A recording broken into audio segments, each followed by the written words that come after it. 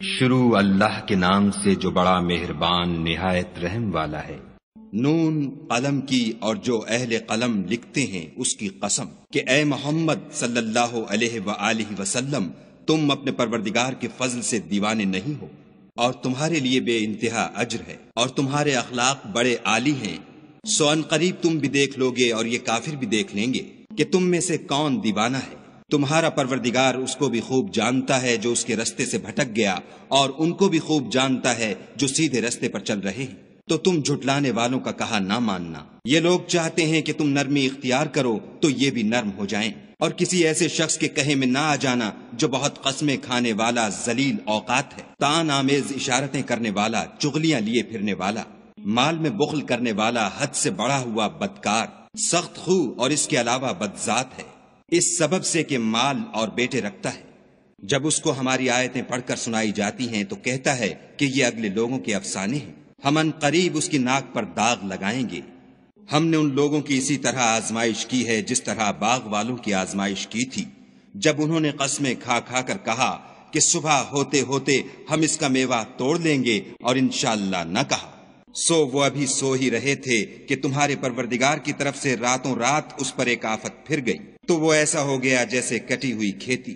جب صبح ہوئی تو وہ لوگ ایک دوسرے کو پکارنے لگے کہ اگر تم کو کاٹنا ہے تو اپنی کھیتی پر سویرے ہی جا پہنچو۔ تو وہ چل پڑے اور آپس میں چپکے چپکے کہتے جاتے تھے کہ آج یہاں تمہارے پاس کوئی فقیر نہ آنے پائے، اور کوشش کے ساتھ سویرے ہی جا پہنچے، گویا کھیتی پر قادر ہیں۔ جب باغ کو دیکھا تو ویران کہنے لگے کہ ہم رستہ بھول گئے ہیں، نہیں بلکہ ہم برگشتہ بخت بے نصیب ہیں۔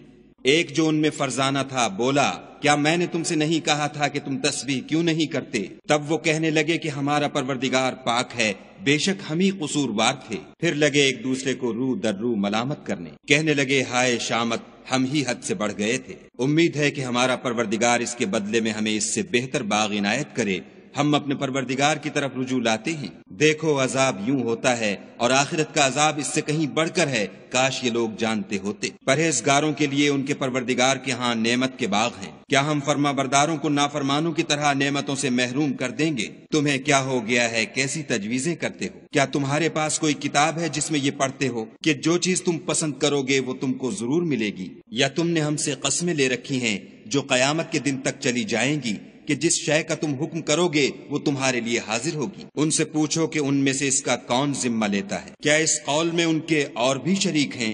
اگر یہ سچے ہیں تو اپنے شریکوں کو لا سامنے کریں۔ جس دن پنڈلی سے کپڑا اٹھا دیا جائے گا اور کفار سجدے کے لیے بلائے جائیں گے تو وہ سجدہ نہ کر سکیں گے، ان کی آنکھیں جھکی ہوئی ہوں گی اور ان پر ذلت چھا رہی ہوگی، حالانکہ پہلے اس وقت سجدے کے لیے بلائے جاتے تھے جبکہ صحیح و سالم تھے۔ تو مجھ کو اس کلام کے جھٹلانے والوں سے سمجھ لینے دو، ہم ان کو آہستہ آہستہ ایسے طریق سے پکڑیں گے کہ ان کو خبر بھی نہ ہوگی، اور میں ان کو مہلت دیے جاتا ہوں، میری تدبیر قوی ہے۔ کیا تم ان سے کچھ اجر مانگتے ہو کہ ان پر تاوان کا بوجھ پڑ رہا ہے، یا ان کے پاس غیب کی خبر ہے کہ اسے لکھے جاتے ہیں؟ تو اپنے پروردگار کے حکم کے انتظار میں صبر کیے رہو، اور مچھلی کا لقمہ ہونے والے یونس کی طرح نہ ہونا کہ انہوں نے خدا کو پکارا اور وہ غم و غصے میں بھرے ہوئے تھے۔ اگر تمہارے پروردگار کی مہربانی ان کی یاوری نہ کرتی تو وہ چٹیل میدان میں ڈال دیے جاتے اور ان کا حال ابتر ہو جاتا۔ پھر پروردگار نے ان کو برگزیدہ کر کے نیکوکاروں میں کر لیا، اور کافر جب یہ نصیحت کی کتاب سنتے ہیں تو یوں لگتے ہیں کہ تم کو اپنی نگاہوں سے پھسلا دیں گے،